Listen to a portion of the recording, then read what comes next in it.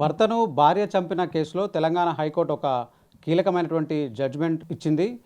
Trial court ఇచ్చినటువంటి శిక్ష ఏదైతే 4 సంవత్సరాల కాలం పాటు భార్యకు విధించినటువంటి శిక్షను పూర్తిగా రద్దు చేసింది. కేవలం ఫైన్ మాత్రమే ఆ భార్యకు విధించడం జరిగింది.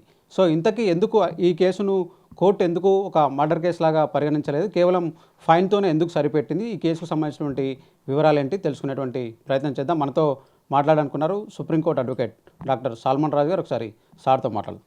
సార్, మనం జనరల్గా ఇలాంటి కేసుల్ని మర్డర్ కేసులాగా భావించేటువంటి అవకాశం ఉంటుంది.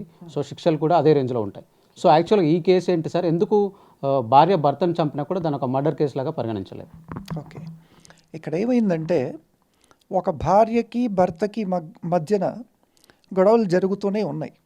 ఈ పర్టికులర్ కేసులో ఏమైందంటే భార్య తన పేరెంట్స్ ఇంటికి వెళ్ళిన తర్వాత భర్త అక్కడికి వచ్చాడు. ముందు తాగకుండానే వచ్చాడు, ఖజూర పళ్ళు అవి తీసుకొచ్చి ఇచ్చాడు. ఇచ్చిన తర్వాత అంటే భార్య వైపు వాదనలు ఇవన్నీ కోర్టులో పెట్టారు కాబట్టి దాన్ని బట్టి brief facts of the case ఏంటి అంటే ఖజూర పళ్ళు ఇచ్చేసిన తర్వాత వెళ్ళి తాగేసి బట్టలు లేకుండా వచ్చాడు అని చెప్పి మెయిన్ ప్రధానంగా ఆరోపణ. ఇక్కడ ఆ బట్టలు లేకుండా వచ్చిన తర్వాత ఇంకా ఈమెతో గొడవ పడ్డారు. ఇద్దరు గొడవ పడుతుంటే భార్య దాన్ని సహించకుండా కిచెన్లోకి వెళ్ళి కత్తి తీసుకొచ్చి పొడి చేసింది.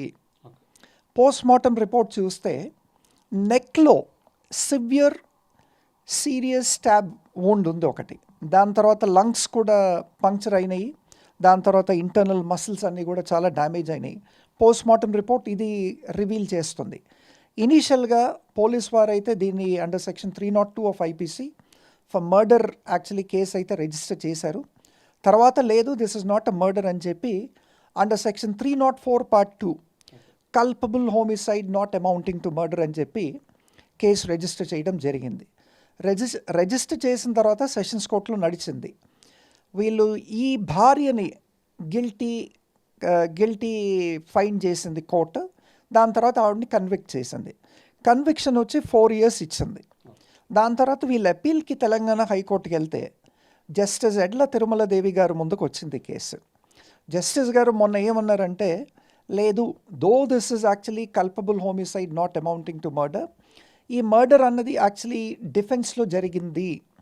ఇక్కడ ఒకటి మెన్సీరియా లేదు, ఇక్కడ మర్డర్ చేయాలన్న నాలెడ్జ్ కానీ ఇంటెన్షన్ కానీ లేదు.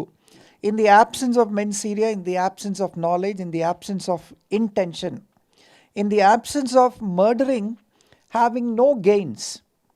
కాబట్టి ఇక్కడ it is done only in a fit of raise.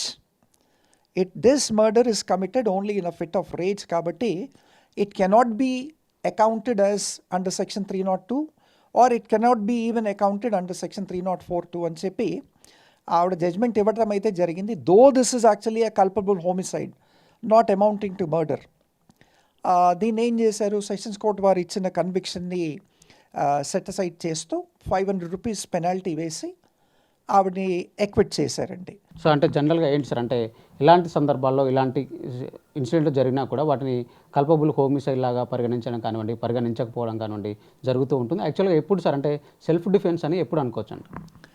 ఇక్కడ ఫర్ ఎగ్జాంపుల్ దీన్ని ఈవెన్ సెల్ఫ్ డిఫెన్స్ కింద తీసుకున్నా కానీ, సెల్ఫ్ డిఫెన్స్ కింద తీసుకొని ఎవరినైనా చంపేయటం అంటే నీ లైఫ్కి, అంటే నువ్వు సెల్ఫ్ డిఫెన్స్ తీసుకోవాల్సిన పరిస్థితి ఎట్లా వచ్చింది, నీ లైఫ్ ప్రొటెక్ట్ చేసుకోవడానిక, నీతో పాటు ఉన్న పిల్లల లైఫ్ ప్రొటెక్ట్ చేసుకోవడానిక, లేదంటే ఆయన వచ్చి నిన్ను యాక్చువల్లీ లీతల్ వెపన్స్తో అటాక్ చేశాడా అన్నవి ఎన్నో ఉంటాయి. దాని తర్వాత సెల్ఫ్ డిఫెన్స్లో నువ్వు అటాక్ చేస్తే అది గ్రీవియస్ వూండ్సా, సివియర్ స్టాబ్సా, తర్వాత ఆన్ వైటల్ పార్ట్సా, ఇంజురీస్ టు ద వైటల్ పార్ట్సా, ఇవన్నీ కూడా తీసుకోవాలి. ఇందాక మాట్లాడుకున్నట్టు అక్కడ సెల్ఫ్ డిఫెన్స్ చేసుకున్నా కానీ ఒక ఇంటెన్షన్ ఉండకూడదు, నీకు ఒక నాలెడ్జ్ ఆఫ్ మర్డరింగ్ అన్నది ఉండకూడదు. తర్వాత you should not have any gains through that murder. ఇట్లాంటి సందర్భాలు, ఇట్లాంటి సర్కమ్స్టాన్సెస్ ఒక కేసులో ఇట్లాంటి బ్రీఫ్ ఫ్యాక్ట్స్ ఉంటేనే దాన్ని culpable homicide not amounting to murder అని చెప్పి కూడా మనం అనుకోవచ్చు. ఇప్పుడు ఒక యాక్సిడెంట్ ఉంది, యాక్సిడెంట్ని ర్యాష్ అండ్ నెగ్లిజెంట్ డ్రైవింగ్ కింద తీసుకుంటాం. In a fit of rage కాకుండా when you drive a vehicle, ఒక కార్ నడిపిస్తే దాన్ని ఆ కార్ కింద ఎవరైనా పడి చనిపోతే, మీరు కార్తో వెళ్ళి ఎవరైనా యాక్సిడెంట్ చేసి చనిపోతే, it amounts to rash and negligent డ్రైవింగే. ఇక్కడ మెన్స్ ఏరియా ఉండదు, ఒక ఇంటెన్షన్ ఉండదు, నాలెడ్జ్ ఆఫ్ కిల్లింగ్ అన్నది ఉండదు. కాబట్టి it is amounting to rash and negligent driving. అట్లాగే culpable homicide not amounting to murder కూడా. ఒక మర్డర్ ఇంటెన్షన్, ఒక మర్డర్ మోటివ్ లేదు. వేరస్ మర్డర్లో అనుకోండి డివైసింగ్ ఆఫ్ ప్లాన్ ఉంటుంది, హ్యాచింగ్ ఆఫ్ ప్లాన్ ఉంటుంది. తర్వాత వీటన్నిటిని కూడా యాక్చువల్లీ వీళ్ళు connivance with the other accused ఉంటుంది. ఆ తర్వాత దానికి మీరు ఒక పర్టికులర్ లీథల్ వెపన్ కొనుక్కుంటారు. ఇక్కడ మనం ఈ తిరుమలాదేవి గారు ఇచ్చిన కేసులో చూసుకుంటే it is actually a kitchen knife, not a lethal weapon or not a knife or not any other weapon wherein you have already purchased it or you already obtained it, దాంతో వెళ్ళి పొడిచి చంపేశారు అన్నది కాదు. Ordinary day to day use చేసే kitchen knife, టమాటాలు కానీ vegetables కానీ కట్ చేసే ఇది. కాబట్టి సో దీంట్లో ఎన్నో ఇంగ్రీడియంట్స్ ఉంటాయండి. ఈ ఇంగ్రీడియంట్స్ని పట్టి, ఆ బ్రీఫ్ ఫ్యాక్ట్స్ని పట్టి ఒకరు మర్డర్ చేస్తే అది సెల్ఫ్ డిఫెన్స్లో చేశారా, లేదంటే విత్ ఇంటెన్షన్ చేశారా, లేకపోతే విత్ మోటివ్ మర్డర్ చేశారా.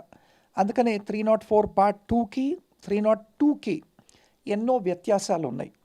సో 302 కింద చేస్తే దానికి ఇవన్నీ కూడా చాలా ఇంపార్టెంట్. మెయిన్గా ఇంటెన్షన్.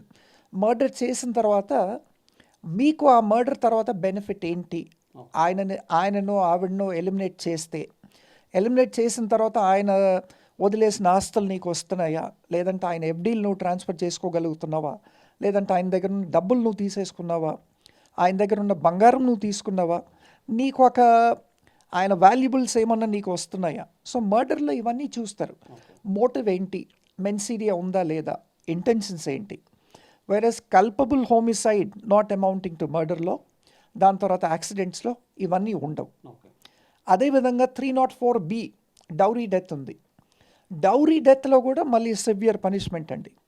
డౌరీ డెత్లో కూడా హస్బెండ్స్ కానీ లేదంటే హస్బెండ్స్ పేరెంట్స్ కానీ వైఫ్ని చంపేస్తే కొన్ని సందర్భాల్లో చూసాం మనం, కాల్ చేశారు, కెరసనాయిల్ పోశారు, చంపేశారు. ఇవన్నీ కూడా 304B డౌరీ డెత్. మళ్ళీ డౌరీ డెత్లో కూడా ఇంటెన్షన్, మోటివ్, నాలెడ్జ్ ఇవన్నీ కూడా చూస్తారు. ఆ అమ్మాయిని ఎలిమినేట్ చేయడానికి ఇవన్నీ ఉన్నాయా లేదా. డౌరీ డెత్లో మళ్ళీ కల్పబుల్ హోమిసైడ్ అన్న ఎలిమెంట్ రాదు. సో కాబట్టి culpable homicide not amounting to మర్డర్కి సెక్షన్ 302కి, దాని తర్వాత సెక్షన్ 304B డౌరీ డెత్కి ఎన్నో వ్యత్యాసాలు ఉన్నాయి. అందుకే ఇక్కడ హైకోర్ట్ ఆఫ్ తెలంగాణలో జస్టిస్ తిరుమలాదేవి గారు ఇవన్నీ లేవు, ఇవన్నీ యాబ్సెంట్ ఉన్నాయి కాబట్టి సెషన్స్ కోర్ట్ ఇచ్చిన జడ్జ్మెంట్ని సెటిసైడ్ చేస్తూ ఆవిడకి ఎక్విటల్ ఇస్తూ 500 రూపీస్ పెనాల్టీ ఇస్తారు. ఓకే సార్, జనరల్గా ఒకసారి చెప్పండి సార్, ఇలాంటి సెల్ఫ్ డిఫెన్స్ అని చెప్పినప్పుడు సో గతంలో ఇరు పార్టీల మధ్య జరిగినటువంటి గొడవలు కానివ్వండి, వివాదాలు కానివ్వండి, సో వాటిని కూడా పరిగణలోకి తీసుకునేటువంటి అవకాశం ఏమైనా ఉంటుందా, పాత హిస్టరీ కూడా వాళ్ళిద్దరికి మధ్యలోకి సంబంధించి? డెఫినెట్లీ అండి. అదే ఇప్పుడు culpable homicide not amounting to మర్డర్లో స్పర్ ఆఫ్ ద మూమెంట్ జరుగుతుంది. అక్కడ ఏ హిస్టరీ కానీ, ఏ బ్యాక్గ్రౌండ్ కానీ, ఏ యాక్చువల్లీ వెయిన్స్ఫుల్ ట్యాక్స్ కానీ లేదంటే రివెంజ్ యాటిట్యూడ్ కానీ ఇవన్నీ ఉండకూడదు. ఇవన్నీ ఉండి ఒకవేళ జరిగితే డెఫినెట్లీ దాన్ని మీరు in order to actually avenge your murder అన్న ఎలిమెంట్ వస్తుంది. కాబట్టి పాస్ట్ హిస్టరీ ఎట్లాంటిది కూడా ఉండకూడదు. సో ఇక్కడ it's only between wife and husband కాబట్టి ఇక్కడ ఆ రేంజ్లో ఎనిమిటీ అది ఉండదు. కాబట్టి దాన్ని కల్పబుల్ హోమిసైడ్ కింద తీసుకున్నారండి. సో ఇది ఓవరాల్గా చూసుకున్నట్లయితే అంటే ఈ పర్టికులర్ కేసులో ఆ భార్యకు భర్తను చంపాలి అనేటువంటి ఇంటెన్షన్ ఏమీ లేదు. గతంలో కూడా అంటే వాళ్ళిద్దరి మధ్యలో సంబంధించి ఒకవేళ చంపినా కూడా ఆమెకు ఎలాంటి లాభాలు కలిగేటువంటి అవకాశాలు కూడా లేవు. సో ఇలాంటి అంశాలు అంటే అప్పటిదప్పుడు ఆకస్మికంగా జరిగినటువంటి కోపంలో జరిగినటువంటి దాడిగానే దీన్ని కోర్టు పరిగణించి ఆమెకు విధించినటువంటి శిక్షణ అంటే లోయర్ కోర్టు విధించినటువంటి శిక్షను రద్దు చేయడం జరిగిందని సల్మాన్ రాజు గారు అయితే చెప్తున్నారు. సో ఇలాంటి సందర్భాలు అంటే సెల్ఫ్ డిఫెన్స్ కోసం జరిగేటువంటి ఏవైతే దాడులు ఉంటాయో అంటే ప్రతి దాడులు ఉంటాయో వాటిని కోర్టులో నిరూపించినప్పుడు మాత్రమే ఇలాంటి కేసుల నుంచి బయటపడేటువంటి అవకాశం ఉంటుందనేటువంటి విషయాన్ని కూడా ఆయన అయితే చెప్తున్నారు. Video journalist దాసుతో Shravan, AB Andhra Jyothi, Hyderabad.